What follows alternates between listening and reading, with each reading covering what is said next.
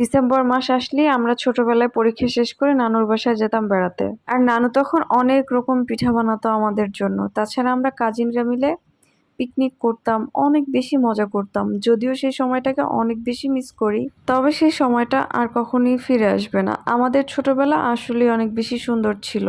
Hello and আসসালামু আলাইকুম everyone, welcome to my another video. I hope তোমরা সবাই ভালো আছো। আমি আল্লাহর রহমতে অনেক বেশি ভালো আছি। জারিন অনেকদিন ধরে বলছিল পিঠা খাবে, তবে আমার বাসায় চালের গুঁড়া ছিল না, এই জন্য আমি ওকে আসলে ভাপা পিঠা করে দিতে পারছিলাম না। আমি গতকালকে এই চালের গুঁড়ো করে রেখেছি যে পিঠা বানাবো সকালে ঘুম থেকে উঠে। আমি এই জন্য একটু আর্লি ঘুম থেকে উঠেছি। ঘুম থেকে উঠেই দেখি বাইরের ওয়েদারটা আসলে অনেক বেশি সুন্দর, হালকা হালকা ঠান্ডা।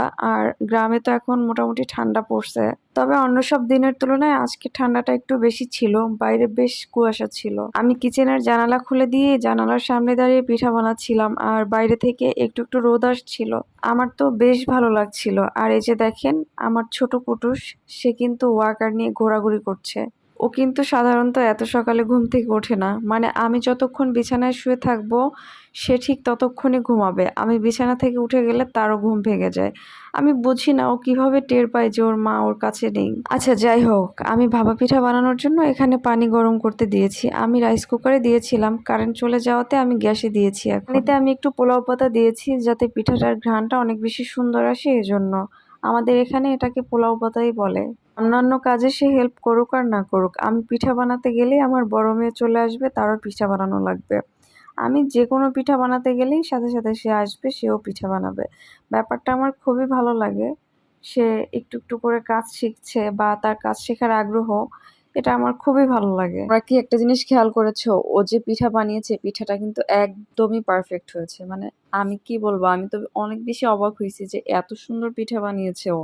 মাশাআল্লাহ, আমি চাই ও আস্তে আস্তে সব কাজে শিখুক। যেহেতু মেয়ে মানুষ হয়েছে, মেয়ে মানুষ আর ছেলে মানুষ নেই, প্রত্যেকটা মানুষেরই সব কাজ শেখা উচিত। আর বিশেষ করে মেয়েদের তো সব কাজই জানা উচিত। কখন কোন জিনিসটা প্রয়োজন হয় কেউই জানে না।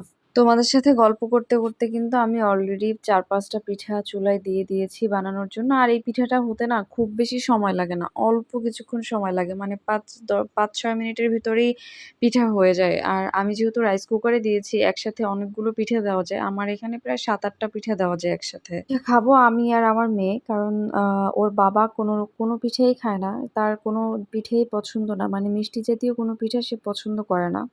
সো আমাদের দুইজনের জন্যই আমি পিঠে বানিয়েছিলাম যে কয়টা লাগবে। এরপর হঠাৎ করে শুনি যে সে হচ্ছে আজকে নানুর বাসায় যাবে। আমাদের জন্য যে পিঠা বানিয়েছিলাম, এখান থেকে আমি কয়েকটা পিঠা আমি আমার নানুর বাসায় পাঠিয়ে দিয়েছি। আমি যদি জানতাম আগে, তাইলে আমি হয়তো আরো কয়েকটা বেশি পিঠা বানাতাম। যাই হোক, আজকের ভিডিওটা আমি আর বড় করছি না। আজকের ভিডিওটা আমি এখানেই শেষ করছি। দেখা হবে নেক্সট কোনো ভিডিওতে। সে পর্যন্ত সবাই ভালো থাকবে, সুস্থ থাকবে। আল্লাহ হাফেজ অ্যান্ড আসসালামু আলাইকুম।